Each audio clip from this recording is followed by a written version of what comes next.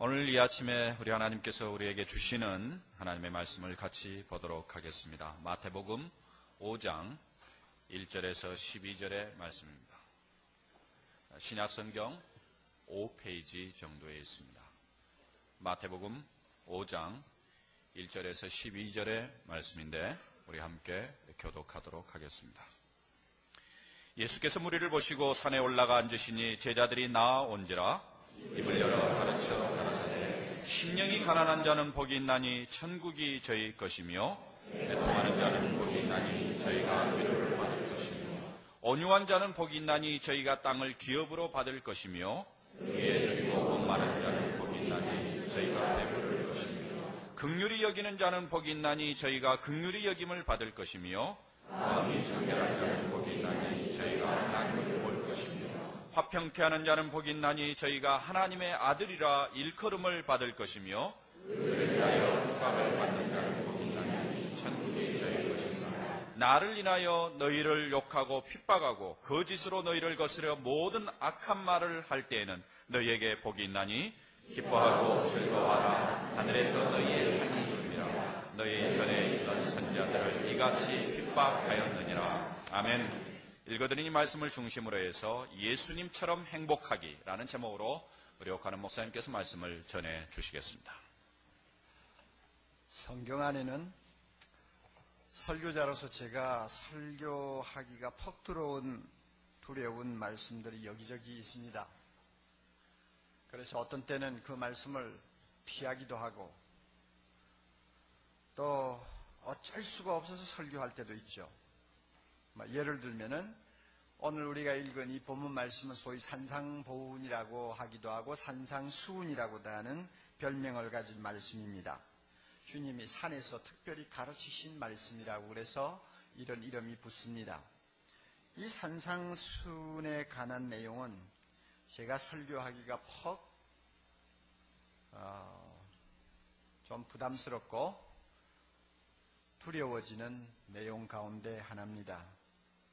왜 그런가 하면 이미 여러분이 내용을 좀 읽으셔서 알겠지만은 의를 위하여 핍박을 받는 자는 복이 있다. 내가 과연 의를 위해서 핍박을 받을 사람이 될까? 한 번도 안 받아봤으니까 자신이 없는 거죠. 정말 나는 온유하냐 하고 물을 때 금방 대답이 안 나오는 것이죠.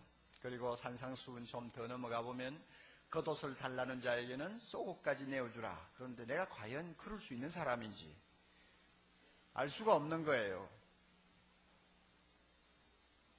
종종 우리가 이제 산상보훈의 말씀을 읽습니다만 그때마다 이 말씀은 저를 땅바닥에 내동댕이 치듯이 참 충격을 주고 자신감을 꺾어놓기도 합니다. 너무나 수준이 높은 말씀이기 때문에 그래요. 그렇게 부담스러우니까 목사가 부담스러운 말씀을 교인들에게 어떻게 마음 놓고 전할 수 있냐 하는 이런 생각이 자주 들지요. 그러다가 보니까 20년이 넘도록 산상수훈 가운데서 여기저기 단편적으로 몇 번 설교는 했습니다마는 전체를 놓고 강해를 한 일은 한 번도 없습니다. 1년 전쯤 되었을까요? 어느 형제가 저에게 편지를 보낸 것이 있었습니다. 자신이 휴일 예배에 참석해서 은혜를 받은 이야기를 저에게 나누고 싶어서 보낸 편지였는데 편지를 다 쓰고 말미에 이런 말을 했어요. 목사님, 언젠가 산상수훈을 강의해 주실 날을 기다리겠습니다. 이상하게 그 편지를 읽고 난 다음 저의 마음에는 늘 따라다니는 음성이 하나 있었습니다. 내가 아무리 부담스러워도 산상수훈을 설교해야 돼. 이런 음성이었습니다. 사실 목사라는 위치는 주님께서 가르쳐 지키게 하라는 모든 말씀을 가르쳐야 될 책임을 지고 있습니다. 자기 마음에 좀 부담이 없는 말씀만 설교하라고 주님은 절대 말씀하지 않았어요. 비록 설교자가 지키지 못하는 어려운 말씀이라 할지라도 주님이 말씀하셨으니까 꼭 전해야 될 엄숙한 명령이 저에게 주어져 있습니다. 그래서 아무래도 이제는 산상수훈을 좀 본격적으로 묵상하면서 설교할 수 있어야 되겠다 하는 생각을 하게 됐습니다.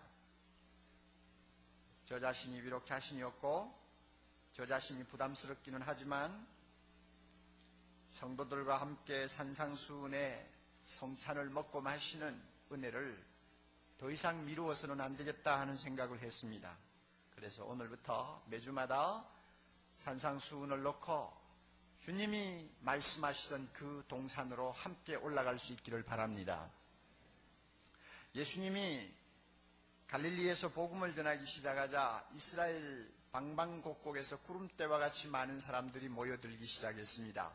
어떤 지역에서 사람들이 모였습니까? 바로 앞에 있는 4장 25절에 보면 갈릴리에서도 오고 데가볼리에서도 오고 예루살렘과 유다 지방에서도 오고 심지어 요단강을 건너서 이방 사람들이 많이 살고 있는 지역에서까지 사람들이 몰려왔습니다. 몰려온 그들의 신분이 대충 어떤 사람들이었느냐, 물론 지쳐놓고 잘 사는 사람들도 좀 끼어 있었겠지만 대부분의 사람들은 4장 24절을 보면 병든 자들이요, 귀신 들린 사람들이요, 어떤 면에는 세상으로부터 버림당한 외로운 사람들이요, 가난한 사람들, 죄인들이었습니다. 세상적으로 말하면 실패자들입니다. 그리고 소망이 없어 보이는 사람들이 예수님 주변으로 모였습니다. 예수님은 이런 무리들을 이끌고 갈릴리 바다가 시원하게 내려다 보이는 산등성이로 올라가셨습니다. 그리고 그 자리에 앉으셔서 입을 열어 가르치기 시작했습니다. 심령이 가난한 자는 복이 있나니 천국이 저희 것이며, 애통하는 자는 복이 있나니 저희가 위로를 받을 것이며, 온유한 자는 복이 있나니 저희가 땅을 기업으로 받을 것이며, 이렇게 말씀을 하기 시작했습니다. 5장 1절에 보면 이 말씀을 하시는 예수님 앞에는 마치 제자들만 앉아있는 것 같은 착각을 일으키는 표현이 하나 나옵니다. 제자들이 나아온지라. 그래서 그런지 어떤 성경학자들은 산상보훈은 제자들을 향해서 주님이 주신 말씀이다, 무리들하고는 관계가 없다, 이런 해석을 합니다만 제가 볼 때는 그것은 좀 편협된 해석이라고 생각을 합니다. 왜냐하면 그 자리에 무리들이 있었으니까요. 물론 산상수훈의 내용을 보면 이것은 세상 사람들이 받을 수 없고 소화할 수 없는 내용입니다. 예수님을 믿고 예수님을 따르기를 작정한 제자들에게나 통하는 너무나 차원 높은 진리요 신비스러운 진리이기 때문에 일반 무리들이 들어서도 무슨 소리인지 알기 어려운 내용일 것이다 하는 것은 우리가 인정할 수 있습니다. 또 액면 그대로 이해를 했다고 할지라도 그 말씀의 깊이를 절대 들여다볼 수 없었을 것이라고 생각합니다. 그렇다고 해서 예수님이 무리들은 따돌려놓고 제자들만 상대하여 하신 말씀이라고 하는 것은 이치에 맞지 않습니다.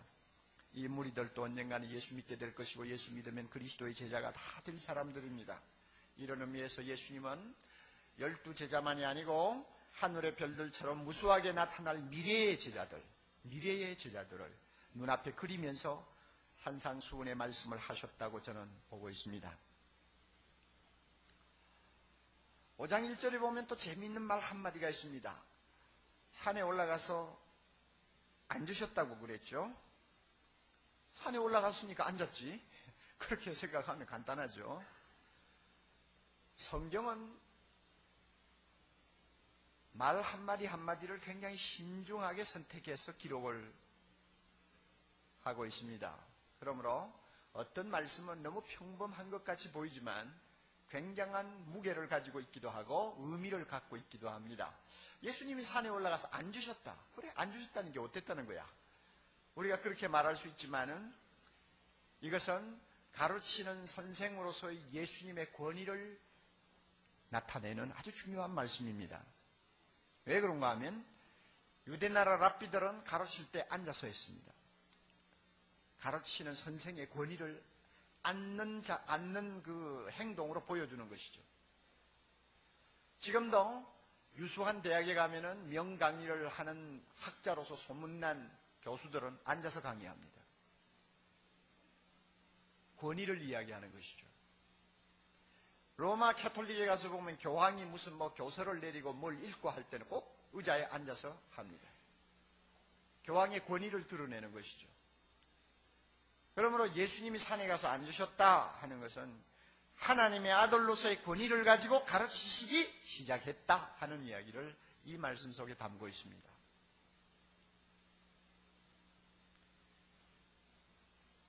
예수님의 그 가르치심이 얼마나 권세가 있었는지, 얼마나 박력이 있었는지, 얼마나 무게가 있었는지 들은 사람들이 놀랐어요.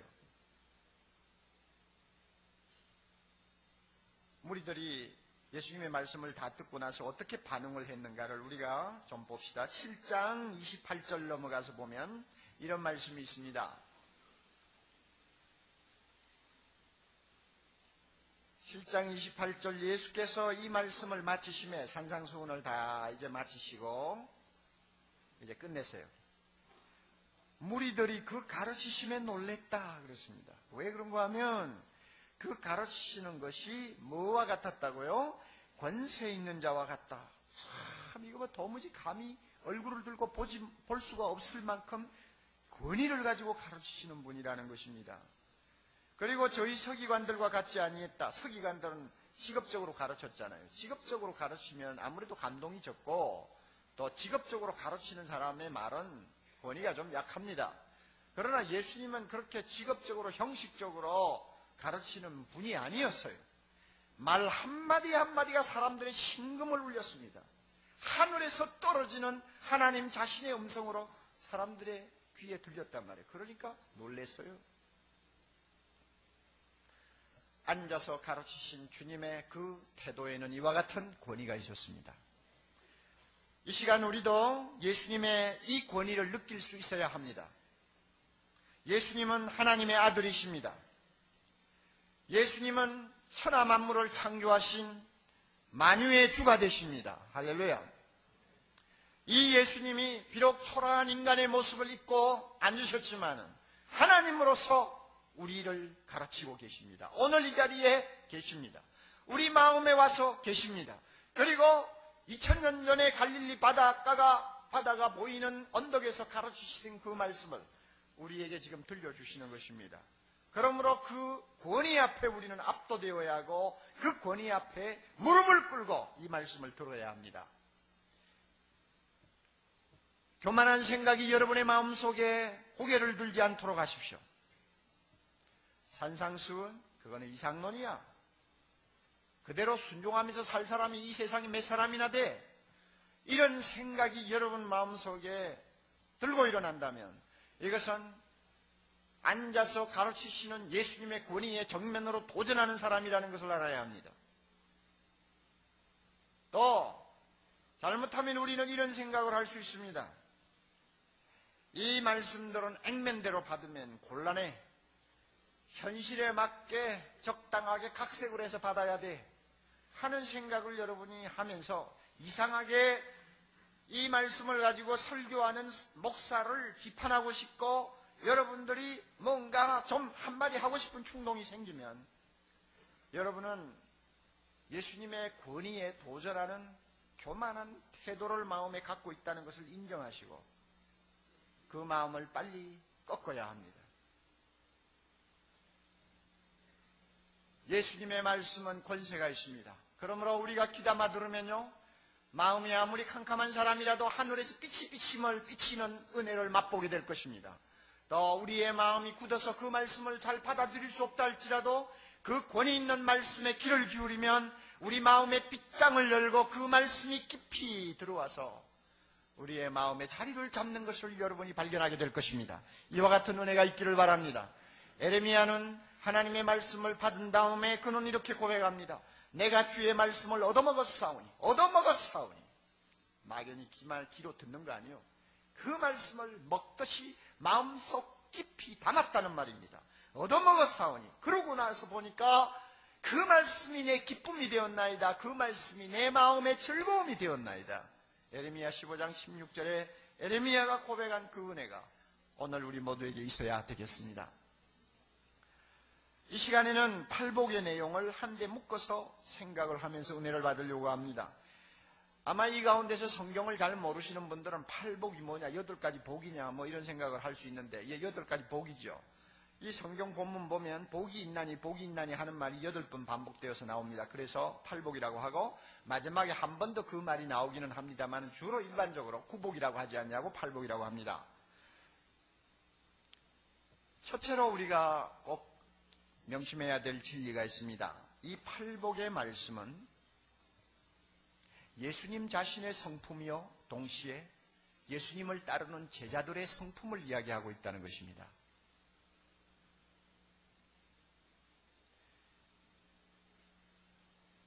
이 본문 말씀은 우리가 세상에 태어날 때부터 선천적으로 가지고 나온 본성을 이야기하는 것이 아닙니다. 심령이 가난한 자, 본성하고 관계가 없어요. 물론 사람들 중에는 천성적으로 겸손한 사람도 있고 눈물이 많은 사람도 있고 성격이 부드러운 사람도 있고 의분이 강한 사람도 있습니다. 그러나 주님은 그런 생물학적인 특징을 지금 여기서 논하는 것 아닙니다. 뭐냐 그러면 예수를 믿는 사람은 이러이러한 성품을 갖게 될 것이다 하는 것입니다. 주님의 입장에서 보면 나를 따르는 자는 내가 갖고 있는 성품이 이러한 즉 너희의 성품도 이러해야 하느니라 하는 것을 지금 팔복을 가지고 가르쳐주고 계십니다. 거듭난 사람, 하나님의 새 생명을 가지고 하나님의 자녀로 태어난 사람만이 닮아갈 수 있는 주님의 성품이요, 또 자기 것으로 만들 수 있는 주님의 성품을 여기서 가르치고 계십니다. 그러므로요, 이 8가지를 개별적으로 떼놓고 생각을 하시면 안 됩니다. 무슨 말씀인가 하면 어떤 사람은 특별히 마음이 온유하다, 또 다른 사람은 심령이 가난하다. 이래서 한 사람 한 사람이 각각 한 가지씩 소유하는 성격으로 보시면 안 된다 그 말입니다. 이 품성은 예수님을 닮아가기를 원하는 한 사람의 온전한 성품을 가르칩니다. 왜냐하면 이 8가지는 예수님 자신의 성품이에요. 그러므로 그 예수님 자신의 성품이 내 것으로 받아들여졌을 때 내 안에서 나타나는 새로운 성품이요, 거룩한 성품을 이야기합니다. 팔복이 예수님 자신의 성품을 이야기하는 것이기 때문에 흔히 예수님의 초상화라고 이름을 붙이는 사람도 있습니다. 예, 마치 그런 것 같아요. 팔복을 가만히 읽으면서 그 내용을 음미하면 예수님을 보는 것 같아요. 예수님의 초상화를 우리가 보는 것 같습니다. 8가지의 칼날을 가진 수천 개의 작은 돌로 만들어진 예수님의 모자이크 초상화 같습니다. 여러분, 모자이크 그림이라든지 모자이크 어떤 작품을 감상하신 일이 있죠? 작은 돌들은 여러 가지 색깔을 띠고 있지 않습니까? 파란색, 초록색, 노란색, 흰색 등요. 우리가 얼굴을 모자이크에 가까이 대고 가만히 들여다보면 돌 하나하나의 아름다움을 음미할 수 있습니다. 그러나 그 모자이크로부터 몇 걸음 뒷걸음질해서 전체를 보면 이 작은 돌들이 모여서 아름다운 하나의 그림을 우리에게 보여주는 것을 알게 됩니다. 팔복이 꼭 같아요. 심령이 가난한 자는 복이 있나니 하는 말씀 하나하나 뜯어보아도 그 나름대로 은혜가 풍성하지만 조금만 뒤로 물러서서 팔복 전체를 우리가 이렇게 깨닫고 또 마음에 담고 생각하면 예수님의 거룩하신 모습이 우리 눈앞에 나타나는 것을 볼 수 있습니다. 예수님의 그 모습에는 심령의 가난함이 있습니다. 애통함이 있습니다. 온유함이 있습니다. 의에 줄이고 목마름이 있습니다. 예수님의 그 얼굴에는 화평이 있고 의를 위해 핍박을 받은 흔적들이 남아 있습니다. 예수님의 초상화가 보여요. 그러므로 주님이 이 말씀을 권위 있게 하시는 저희가 뭐냐? 내가 이러하니 너희도 이러해야 된다 하는 것입니다. 너희는 모두 나처럼 되라 하고 말씀하는 것입니다. 우리는 예수님처럼 되어야 합니다. 헨리 나우엔의 말처럼 진정한 구원은 작은 예수가 되는 것입니다. 막연히 천당 들어가는 것을 의미하지 않습니다. 예수 믿고 구원받았다 그 말은 예수님을 따라가는 자요, 예수님을 닮는 자요, 결국에는 예수님과 똑같은 사람이 된다는 것을 의미합니다. 그러므로 우리 모두가 예수의 제자입니다. 팔복의 내용은 예수님 자신의 성품이기 때문에 그를 배우고 따르고 담기를 원하는 사람은 그 말씀을 마음에 담고 늘 묵상해야 합니다. 그래서 나도 모르게 주님을 닮아가도록 노력을 해야 합니다. 여러분 이 자리에 와서 말씀을 듣고 계시지만 예배를 마치면 무슨 말씀을 들었는지도 모르고 다 잃어버리고 또 일주일을 살아야 될 사람도 많아요. 이번만은 그러지 맙시다. 돌아가서 팔복의 말씀을 앞에 놓고 여러분이 매일매일 한마디 한마디를 음미하며 묵상하세요. 이것이 주님의 성품이라는데 주님을 닮아가는 내가 이 말씀을 어느 정도 소화하고 이 말씀대로 내 자신이 주님처럼 빚어지고 있는가를 여러분이 검토하시기를 바랍니다. 우리가 어떤 사람을 존경한다고 합시다. 존경하는 그 사람하고 참 가까워지고 그 사람과 깊은 관계를 유지하면 유지할수록 우리는 그분을 닮게 됩니다. 그럴 기회가 별로 없던 사람은 그분의 사진을 벽에다 걸어놓고 하루에 한두 번씩 쳐다보면서 그분의 정신을 이어받으려고 하고 그분이 남긴 족적을 따라가려고 합니다. 세상에서도 그렇지 않아요. 그런데 예수님을 닮는다고 하면서 우리가 하나님의 말씀을 그저 한 번 듣고 다 손 씻듯이 씻어버리고 세상을 살면 주님을 닮을 수가 없죠. 이번 한 주간 동안 이 말씀 한마디 한마디를 여러분이 매일 묵상하세요. 그러면 그 말씀이 나의 성품을 심는 씨앗이 되어서 나로 하여금 주님을 닮아가도록 계속 작업을 할 것입니다. 그래서 나도 모르는 사이에 나는 주님을 닮은 사람이다 하는 말을 들을 수 있도록 우리 모두가 노력해야 될 것입니다. 또 한 가지 생각할 것이 있습니다. 이 팔복은 예수님 자신의 행복을 우리에게 가르쳐주고 있습니다. 내가 이렇게 행복한데 너희도 행복해야 된다 하는 주님의 그 따뜻한 마음이 이 말씀 안에 들어있어요. 주님이 그러잖아요. 심령이 가난한 자는 복이 있나니, 복이 있나니 하는 이 말투는 감탄사입니다. 우리나라 번역으로는 복이 있나니 약간 감탄의 어떤 뉘앙스도 들어있습니다만은 완전히 감탄문이에요. 심령이 가난한 자들의 행복이여 하는 말과 같습니다.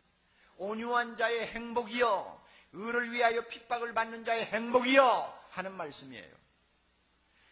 심령이 가난하면 얼마나 행복한지 아니? 화평케 하는 생활을 하면 얼마나 행복해지는지 아니? 그 행복은 말로 표현할 수 없는 것이다 하는 감격이 이 말씀 속에 들어있어요. 우리가 이것을 볼 줄 알아야 합니다. 복이 있나니 하는 말은 마카리오스라고 하는 헬라어 말입니다. 그런데 재미있는 것은 이 마카리오스라고 하는 이 말이 사람들의 행복을 가리켜서 사용하는 단어가 아니라는 것입니다. 하나님의 행복을 가리킬 때 사용하는 말이라고 합니다.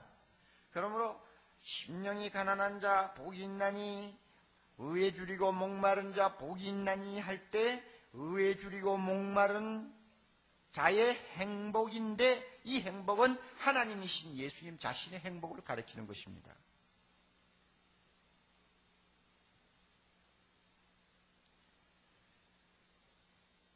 이 말씀을 주님이 우리에게 주시는 저희는 내가 누리는 행복을 너희도 항상 체험하면서 살기를 바란다 하는 주님의 그 심정이 이 말씀 속에 들어있다는 것을 우리가 알아야 합니다. 너희도 나처럼 심령이 가난하면 행복한 자가 될 수 있느니라 하시는 주님의 말씀이, 주님의 속삭임이 이 가운데 있습니다. 너희도 의에 줄이고 목마르면 나처럼 행복할 수 있느니라 하는 말씀을 이 마음속에 담고 있다는 것을 알아야 합니다. 예수님은 세상에 계실 때 너무나 어렵고 고통스러운 생을 살았습니다. 그만큼 가난한 분이 없었고 그만큼 사람들에게 핍박받은 사람이 없었고 그만큼 고통을 체험한 사람이 없었습니다마는 그와 같은 고난 속에서도 주님은 잃어버리지 아니한 것이 있었습니다. 그것은 심령의 행복이었어요. 우리가 이 행복을 소유할 수 있다면 세상에서 가장 복된 자가 될 것입니다. 사실 보세요. 그렇지 않아요? 가난함에도 행복하다고 하는 사람의 행복을 누가 앗아가겠어요? 눈물을 흘리고 슬퍼하면서 애통함에도 불구하고 행복하다고 말하는 사람이 있다면 그 행복 누가 빼앗아가겠어요? 이 세상에서는 큰 소리를 쳐야 이깁니다. 온유하면은 손해봅니다. 온유해서 손해를 보면서도 행복하다고 하는 사람이 있다면 그 행복을 누가 빼앗아가겠어요? 못 빼앗아가는 것입니다. 그러므로 이것은요, 예수님이 말씀하는 이 행복은 이 세상의 그 무엇으로도 줄 수가 없고 이 세상의 그 무엇도 빼앗아갈 수 없는 오직 하나님만이 누리는 행복이에요.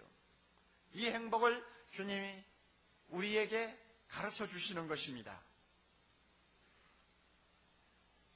이 세상에 태어난 사람은 미국 독립선언문에 명시된 것처럼 누구나 자기 행복을 추구할 수 있는 권리를 가지고 있습니다. 우리는 다 행복하기를 원합니다. 아멘. 우리는 다 행복하기를 원합니다. 아멘. 고상하시네요. 대답 안 하시는 거 보니까. 자, 우리는 다 불에 가기를 원합니다. 아멘. 한 사람도 대답 안 할 거예요. 우리 모두가 행복을 추구할 권리가 있어요. 하나님도 우리가 행복하기를 원하세요. 그는 좋으신 아버지 되시니까. 그래서 그런지 많은 사람들이 행복을 위해서 뜁니다. 아침부터 저녁까지. 나에게 행복을 줄 수 있는 것이면 앞뒤 가리지 아니하고 매달립니다. 마치 인생의 목표가 행복을 얻는 데 있는 것처럼 사람들은 생활하고 있습니다. 이것이 나쁜 것은 아니에요. 행복해야죠. 그러나 문제가 어디 있느냐? 행복을 추구하는 방식이 잘못됐다는 거예요. 행복을 추구하는 방법이 틀렸어요. 행복을 찾아가는 길을 잘못 선택했어요. 아그네스 레플리오라고 하는 분이 의미 있는 말 한마디를 했습니다. 우리 안에서 행복을 찾는 것은 쉬운 일이 아니다. 하지만 다른 곳에서 행복을 찾는 것은 불가능하다. 다시 한번요. 우리 안에서 행복을 찾아야 되는데 우리 안에서 행복을 찾는 것도 사실은 쉬운 일이 아니다. 하지만 다른 곳에서 내 밖에서 행복을 찾는 것은 불가능하다. 그럼에도 불구하고 사람들은 밖에서 행복을 찾습니다. 자기 밖에 있는 무엇을 통해서 행복이 온다고 믿고 있습니다. 이 행복을 실제로 손에 넣은 자가 이 세상에서 몇이나 됩니까? 맹자는 인생을 사는데 정말 재밌고 행복하게 만드는 것은 맛있는 것을 먹는 것과 성을 즐기는 것이라는 솔직한 말을 했어요. 점잖은 사람이 그 정도로 솔직하면 괜찮은 것 같아요. 먹고 마시는 거 사람들이 정말로 이것은 빼놓을 수 없는 즐거움으로 삼고 있잖아요. 섹스 하여튼 엄청난가 봐요. 사람들이 그렇게 미치고 환장을 하는 거 보면 그렇잖아요. 그래서 사람들이 그런 것들을 손에 넣으면 그런 것들을 내가 원하는 것만큼 소유하고 즐기면 나는 행복해질 수 있다고 생각합니다. 벌써 길을 잘못 든 거예요. 돈이 행복을 갖다 줄 줄을 알고 있습니다. 잘못 들었죠? 명예와 권세가 나에게 행복을 줄 줄 알고 사람들은 아침부터 저녁까지 눈에 불을 쓰고 쫓아다닙니다. 그러나 명예와 권세가 나에게 행복을 줍니까? 행복을 주었다고 대답할 사람은 이 세상에 한 사람도 없습니다. 심지어 솔로몬까지도 대답을 하지 않습니다. 왜냐하면 그것들이 행복을 주지 않기 때문입니다. 만약에 이런 것들이 행복을 주는 것이라면 선진국에서 사는 팔자 좋은 사람들은 벌써 무릉도원에서 정말로 인생을 구가하고 살 거예요. 그러나 보세요. 선진국일수록 왜 자살이 많습니까? 왜 아스피린이다 진통제를 복용하는 사람이 그리 많습니까? 왜 저녁이면 진정제나 수면제를 먹어야 자는 사람이 3사람 중에 1명 꼴 정도로 많습니까? 이유가 뭐예요? 자기가 원하는 것을 다 손에 넣어도 그것이 행복을 주지 못한다는 웅변적인 증거지요. 여러분 잘 기억하세요. 죄는 우리의 눈을 가립니다. 그리고 우리를 속입니다. 죄는요, 행복을 줍니다. 그 행복은 일시적인 거예요. 행복을 줍니다. 죄에 끌려가면요, 일시적으로는 굉장히 만족스럽고 행복해집니다. 섹스를 추구하든지, 아니면은 뭐 돈을 추구하든지, 아니면은 어떤 무엇을 추구하든 간에 죄는 우리를 잠깐 행복하게 만듭니다. 그래서 사람들이 속아 넘어가는 거예요. 그 속임수에 빠지는 거예요. 그러나 우리가 확실히 알고 있어야 합니다. 모두가 거짓이요. 쾌락도 우리에게 행복을 주지 못합니다. 재물도 행복을 주지 못합니다. 명예나 권력도 행복을 가져다 주지 못합니다. 그 모든 것은 결국은 전도서가 선언한 것처럼 헛되다로 귀착된다는 것을 잊어서는 안 됩니다. 헛되고 헛되며 헛되고 헛되니 모든 것이 헛되도다. 오중주의 헛됨으로 다 귀착되고 끝납니다. 그러므로 세상이 주는 것은 행복이 아닙니다. 세상을 바라보고 행복을 추구하는 것은 어리석은 행동입니다. 이런 이유 때문에 예수님은 진정한 행복의 길이 어디 있는, 행복의 길이 어디 있는가를 우리에게 말씀하고 있습니다. 예수님을 왕으로 내 마음에 모시고 그분의 성품을 닮아가기를 애쓰는 사람은 하나님이 누리시는 그 행복을 맛볼 수 있다는 것입니다. 할렐루야. 이해할 수 있습니까? 예수님을 닮으면 닮을수록 행복의 순도는 더 높아지고 진해진다고 말씀합니다. 여러분 이해할 수 있습니까? 예수님이야말로 우리 행복의 원천이 된다고 하십니다. 그 예수님, 행복의 원천 되신 예수님이 우리 안에 거하십니다. 믿습니까? 그 예수님이 내 안에 계십니다. 그 예수님이 이 자리에 계십니다. 그 예수님이 우리에게 권세 있게 말씀합니다. 행복은 밖에 있는 것 아니야. 행복은 나에게 있는 거야. 그러므로 내가 다스리는 너희 마음에서 행복을 찾아라 그거요. 행복을 찾는 길은 어떤 것이냐? 예수님을 닮으려고 하라 그 말입니다. 예수님이 심령이 가난하셨으면 나도 심령이 가난해지면 예수님의 행복이 내 것이 된다는 것입니다. 우리가 이 사실을 깨달을 수 있다면 얼마나 좋을까요? 팔복을 가지고 우리는 이렇게 선언할 수 있습니다. 행복은 소유로 만족하는 데 있지 않다고 합니다. 예수님처럼 심령이 가난한 데 있다고 합니다. 행복은 웃고 즐기는 데 있지 않다고 합니다. 예수님처럼 애통하는 데 있다고 합니다. 행복은 강한 데 있지 않다고 합니다. 예수님처럼 온유한 데 있다고 합니다. 행복은 욕망을 충족시키는 데 있다고 하지 않습니다. 예수님처럼 의에 줄이고 목말라 하는 데 있다고 합니다. 행복은 무정하고 차가운 데 있지 않다고 합니다. 예수님처럼 긍휼히 여기는 데 있다고 합니다.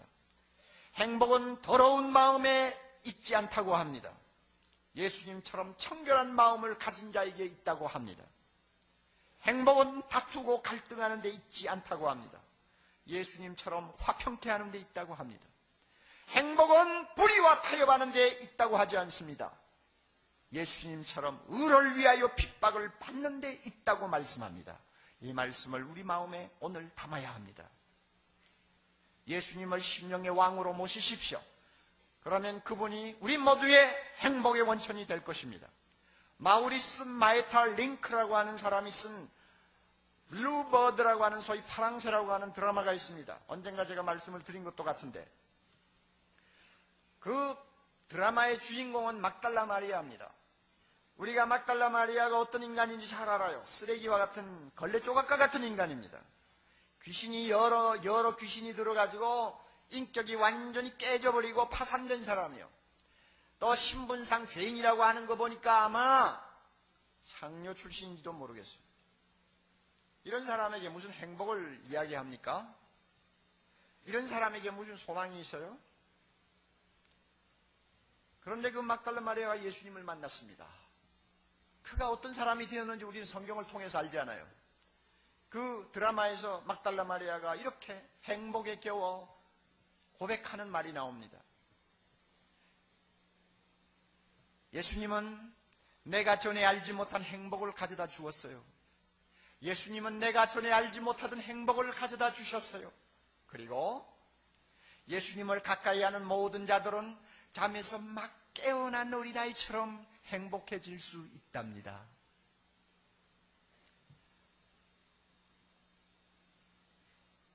참 표현이 아름다워요. 잠에서 막 깨어난 어린아이처럼 행복해질 수 있답니다. 여러분, 행복이라는 주제를 놓고 그림을 그린다면 어떤 그림들을 그리고 싶습니까? 이 드라마를 쓴 사람은 막달라 마리아의 입을 통해서 행복은 이런 것이다 하고 표현을 합니다. 어린아이가 잠을 푹 자고 눈을 살짝 뜨니까 자기를 쳐다보고 사랑스럽게 웃고 있는 엄마를 보게 됩니다. 그렇죠? 그러면 이 아이가 너무 행복해가지고 씩 웃습니다. 최고의 행복을 표현하는 그림 같은 장면이에요. 정말 순수하고 아름다운 행복은 어떤 것일까? 잠에서 막 깨어난 어린아이가 엄마를 쳐다보면서 행복해하는 모습, 이것이다 그 말입니다.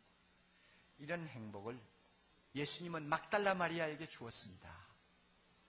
그렇다면 우리도 이 행복을 소유할 수 있습니다. 막달라 마리아가 갑자기 부자가 된 거 아닙니다. 막달라 마리아가 갑자기 신분이 높아진 거 아닙니다.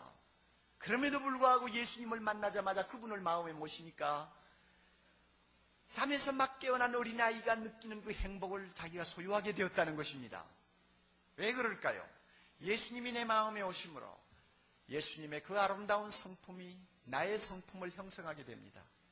그래서 울면서도 행복해질 수 있고 가난하면서도 행복해질 수 있고 실패자가 되어서도 행복해질 수 있고 또 성공하고 부유한 환경에서도 하나님의 행복을 누릴 수 있는 특별한 은총을 맛보게 됩니다.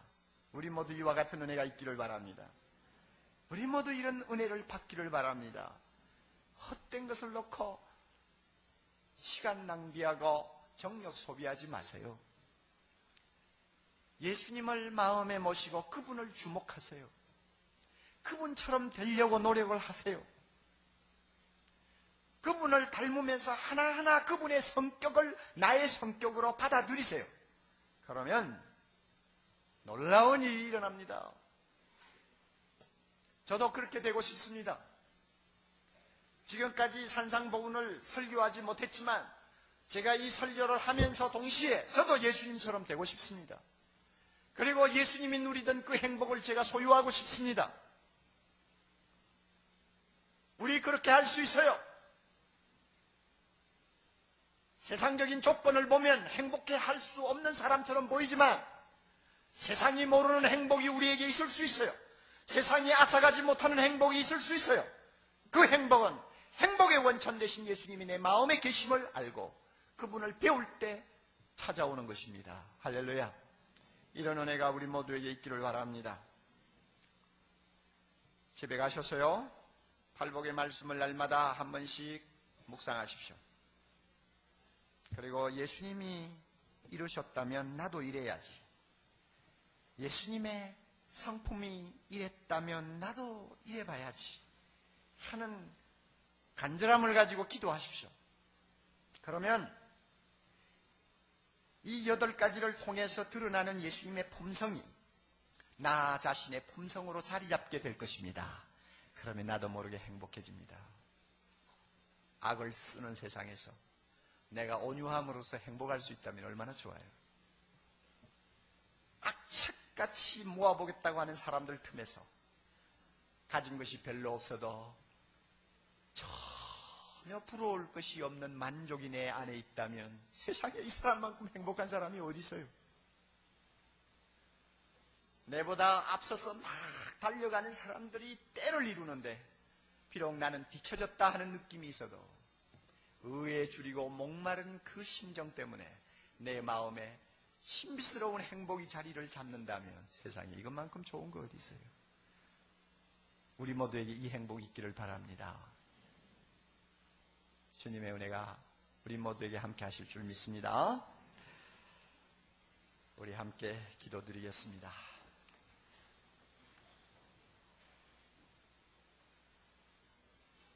사랑이 많으신 하나님 아버지, 이 시간 귀한 말씀을 통해서 예수님이 어떠한 분인가를 배우게 해주신 것 감사합니다. 그리고 우리도 예수님처럼 닮아갈 수 있음을 알게 해주심을 감사합니다.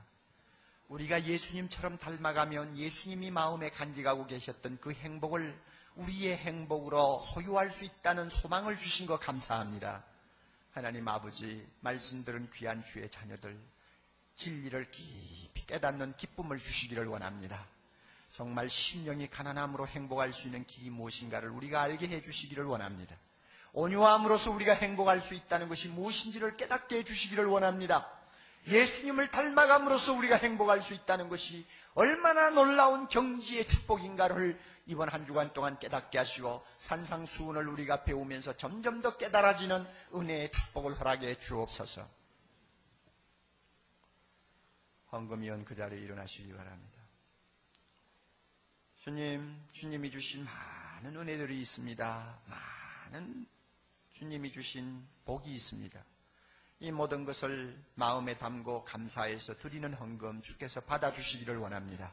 주여, 정성을 다해서 드리면서 기도하는 성도들의 소원도 이루어 주시고 들어 응답해 주시옵소서. 예수님 이름으로 기도하옵나이다.